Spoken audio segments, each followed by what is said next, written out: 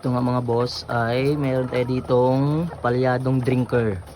Pag ganun yan mga boss, kabilis yung patak ng kanyang tubig ay palyado na yan mga boss. At mababasa yung ating kulungan.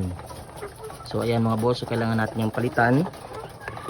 At ito meron tayo ditong reserva, meron tayong bago dito. So yan ang ipapalit natin mga boss. So ang una ay kailangan nating i-drain lahat ng tubig. Yan, so i-drain na natin muna mga boss.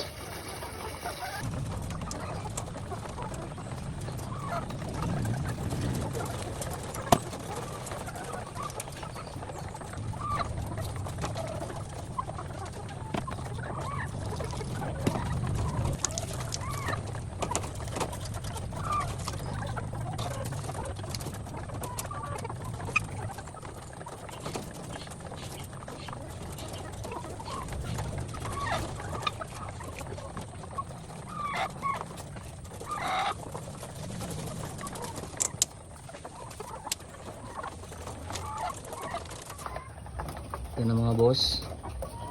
Okay. So, ayan. Maayos na siya. Check.